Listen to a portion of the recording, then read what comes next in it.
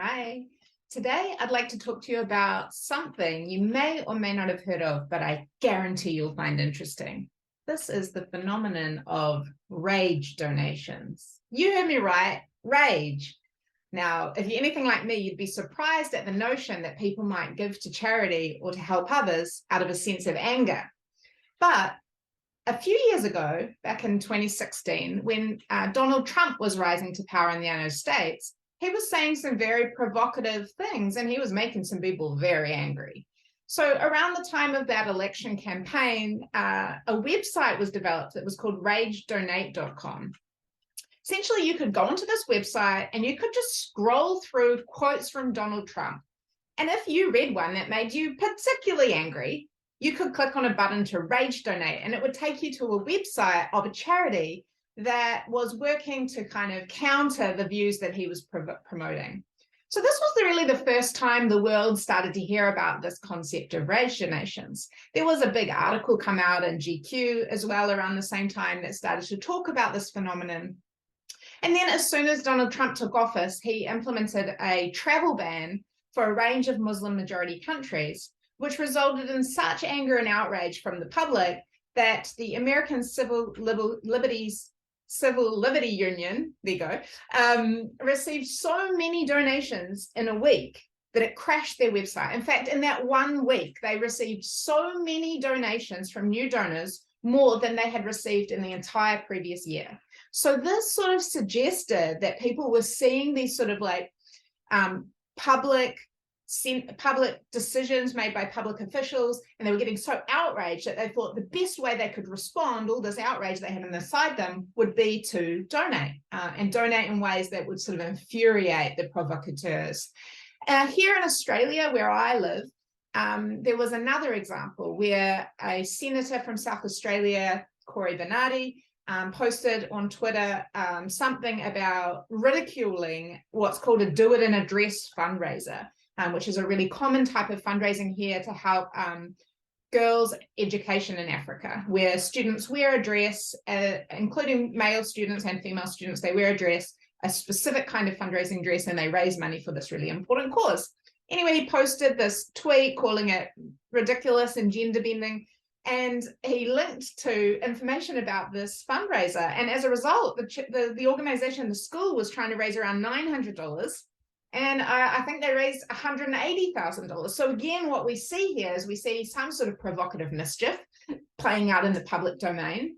And in response, people saying, you know how I'm going to indicate my voice on this issue? I'm going to donate. And what my colleagues and I thought was probably happening here is some kind of collective response. It's almost like people are using donations as a way to act and protest the things that are going on in politics and in the public domain. So, of course, we were very interested to see if we could capture this in research and in the lab. And we set about to do a number of experiments where we would present people with public tweets on a contentious topic. So we looked at NFL players kneeling during the national anthem, which at the time in the United States was a very contentious debate between issues of racial inequality and respect for the flag and country and police officers that had sort of divided the nation. And we also looked at the abortion debate. And what we did is we simply took people, we asked them what their views were, and then we presented them with tweets that either supported their own views on that contentious issue or opposed them.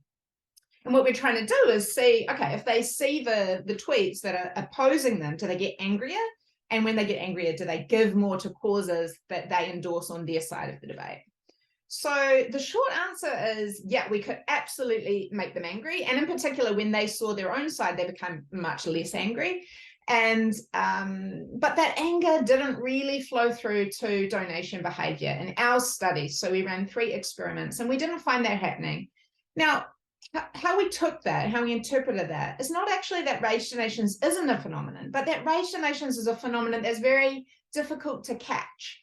Because what happens is it's got to occur spontaneously and rapidly in this sort of public reaction to a new provocation. And the studies that we ran were in the context of debates that had been raging for months, if not years. And so although they angered people, maybe they didn't push them over the line.